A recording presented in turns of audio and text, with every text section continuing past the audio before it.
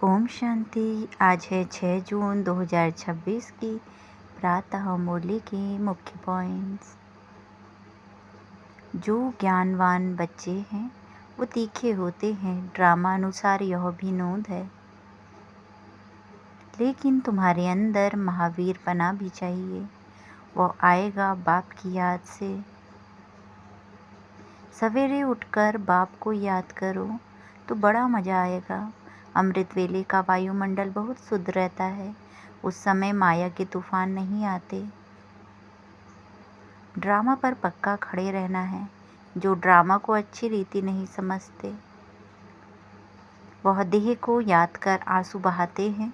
ऐसे बच्चे कभी शिव बाबा को याद नहीं कर सकते। अभी तो एक बाप के साथ ही तुम्हारी सच्ची प्रीत होनी चाहिए, फिर तो सारे कल्प में तुमको शिव बाबा का पता भी नहीं होगा जो प्रीत रख सको। तुमको बाप से पूरा वर्षा लेना है तो सर्जन बन अपने रोग को स्वयं ही देखना है।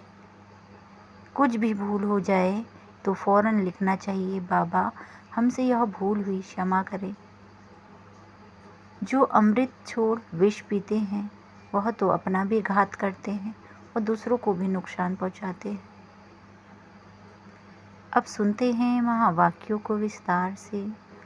मीठे बाबा आओ साथ में मुरली सुनाएं।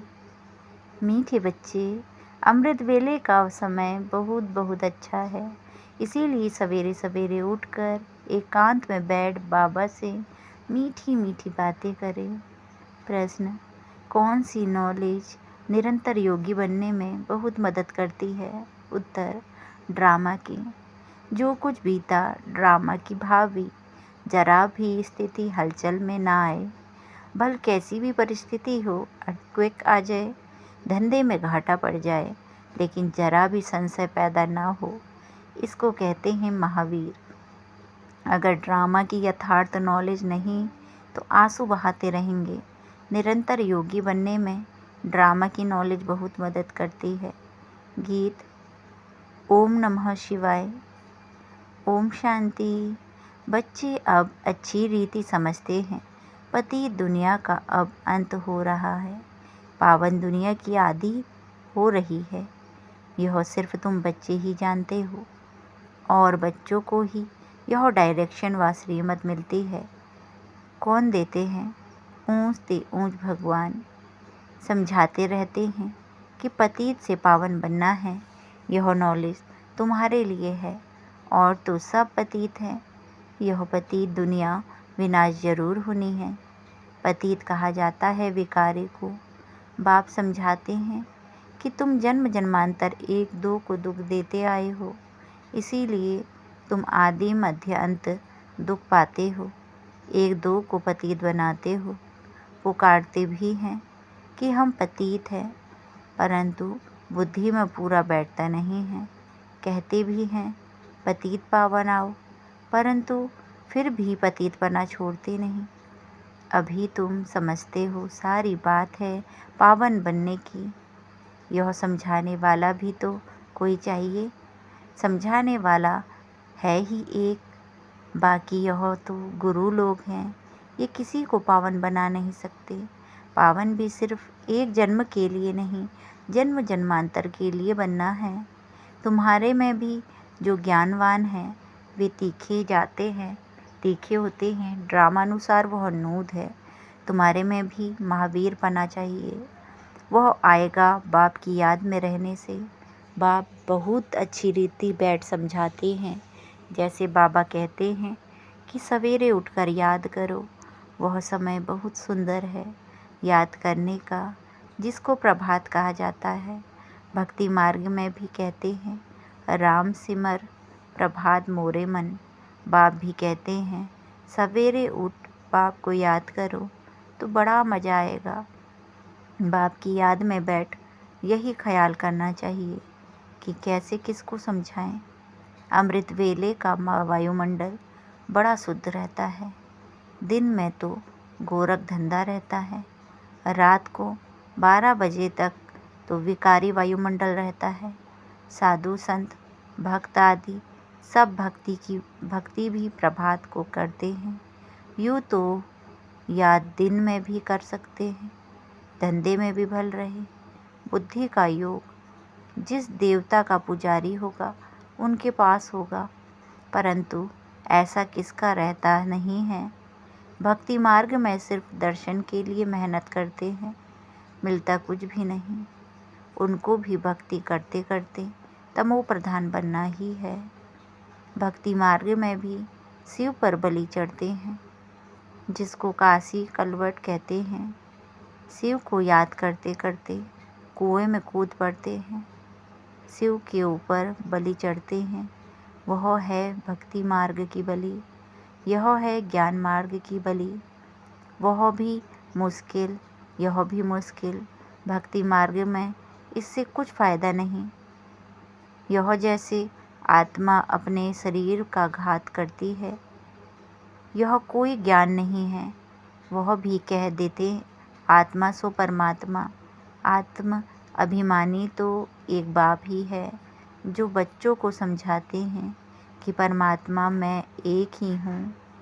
हम आत्मा सो परमात्मा कहना यह बड़ी से बड़ी झूठ है। यह तो हो नहीं सकता। बाप कहते हैं मैं आता ही हूँ पतितों को पावन बनाने, सो पावन बना रहा हूँ। बाकी तो ड्रामा में जो होना है सो होगा ही। समझो, अर्थक्वेक होती है, छत गिर जाती है, कहेंगे भाभी कल पहले भी ऐसे हुआ था, इसमें जरा भी हिलने की दरकार नहीं। ड्रामा पर पक्का खड़ा रहना है, इसको ही महावीर कहा जाता है। एक्सीडेंट आदि तो ढेर के ढेर होते रहते हैं, फिर किसकी रक्षा करते हैं क्या? यह तो ड्रामा में नूद है, ऐसा ही ड्रामा में पार्ट है। जो ड्रामा को नहीं जानते वह देह को याद कर आंसू बहाते हैं। वह कभी शिव बाबा को याद नहीं कर सकते, क्योंकि शिव बाबा से प्यार नहीं है, सच्ची प्रीत नहीं है। बाप के साथ तो पूरी प्रीत होनी चाहिए।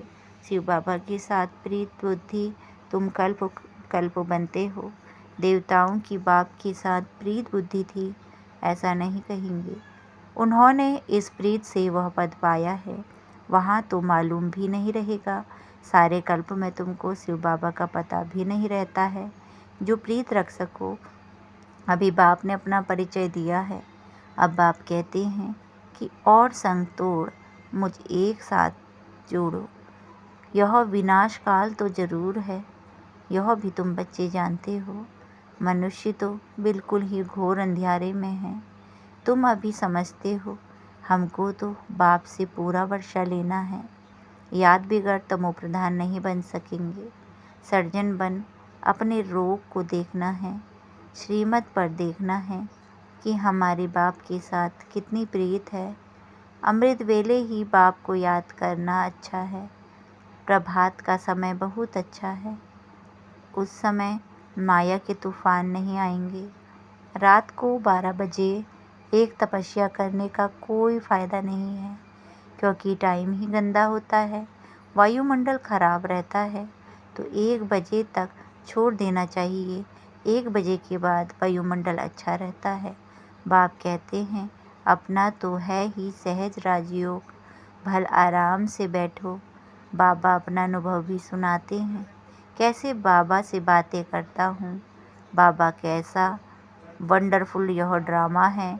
आप कैसे आकर पतित से पावन बनाते हो, सारी दुनिया को कैसे पलटाते हो, बड़ा वंडर है। जैसे बाप को ख्याल आते हैं वैसे बच्चों को भी आने चाहिए।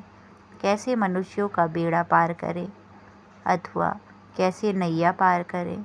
बाप कहते हैं तुम पुकारते रहते हो, हे पतित पावन आओ, अब मैं आया हूँ। अब तुम पतित ना बनो, पतित होकर सभा में आकर नहीं बैठो, नहीं तो वायुमंडल अशुद्ध कर देते हो।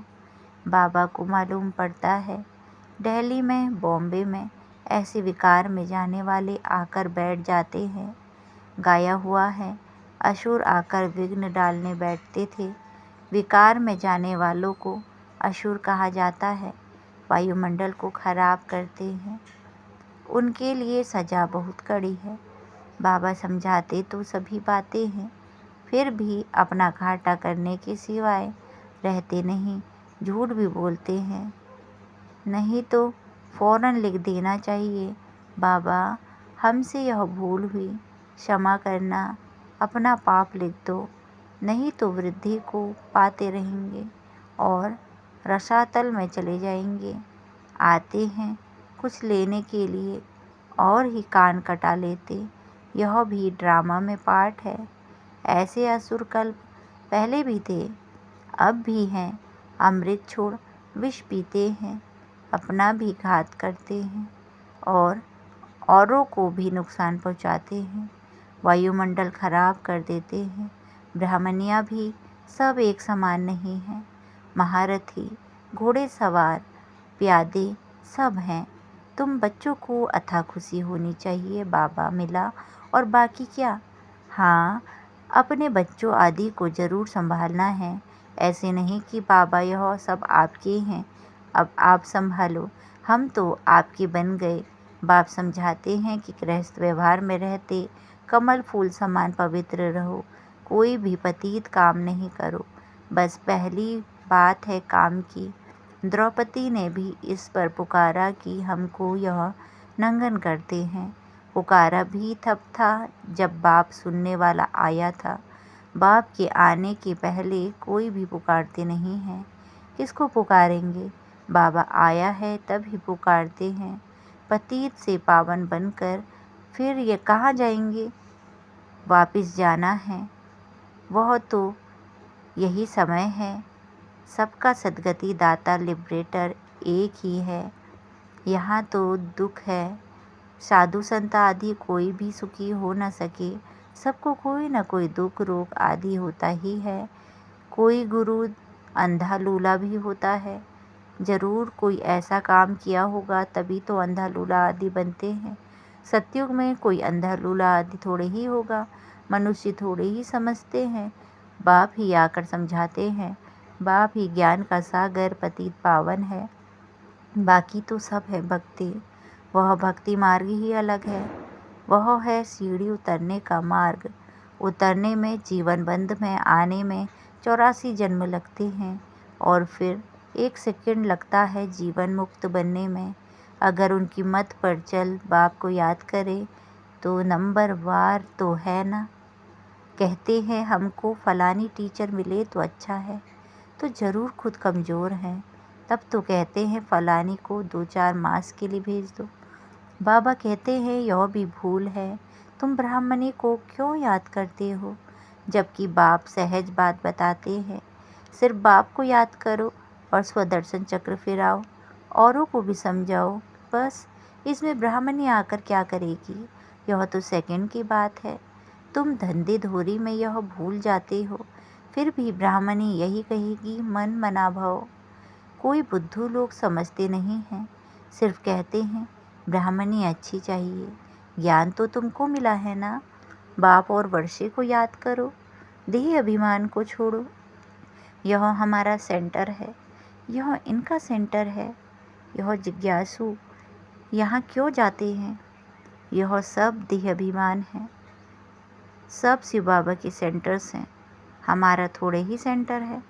तुमको यह क्यों होता है कि फलाना हमारे सेंटर पर क्यों नहीं आता। कहाँ भी जाए बाबा हमेशा कहते हैं कोई से भी मांगो नहीं। यह समझ सकते हैं कि बीज नहीं बोएंगे तो मिलेगा क्या। भक्ति मार्ग में भी दान पुण्य किया जाता है। तुम सब भक्ति मार्ग में ईश्वर अर्थ इनडायरेक्ट करते हैं, फिर सन्यासियों को भी बहुत देते हैं। नहीं तो दान गरीबों को दिया जाता है, ना कि साहूकारों को। इसमें अनाज का दान सबसे अच्छा होता है। सो भी बाप समझाते हैं, दान करने से दूसरे जन्म में उसका फल मिल जाता है। ईश्वर ही सबको फल देते हैं, साधु संत आदि कोई रिटर्न नहीं दे सकते हैं। देने वाला एक ही बाप है, किसके भी थ्रू देवे। बाप समझाते हैं कि तुम अर्थ ईश्वर अर्थ देते थे तो भी दूसरे जन्म में तुमको एवजा दिलाते थे। अभी तो मैं डायरेक्ट आया हूँ, अभी तुमको 21 जन्म के लिए रिटर्न मिलेगा। फिर तो मौत सामने खड़ा है। भक्ति मार्ग में तुमको ऐसा नहीं कहते थे कि मौत सामने खड़ा है, इसीलिए अपना सफल करो। नहीं तो अब बाप समझाते हैं, जिसको भी चाहिए यह रूहानी हॉस्पिटल खोल दो। कोई कहते हैं मकान बनाए, उसमें यह हॉस्पिटल खोलें। बाप कहते हैं आज मकान बनाओ और कल मर जाओ तो यह सब खत्म हो जाएगा। शरीर पर भरोसा नहीं है, जो है उसमें ही तब तक एक कमरा रख दो, जिसमें रूहानी हॉस्पिटल, रूहानी कॉलेज बनाओ। बहुतों का कल्याण करेंगे तो बहुत उच्च पद पाएंगे।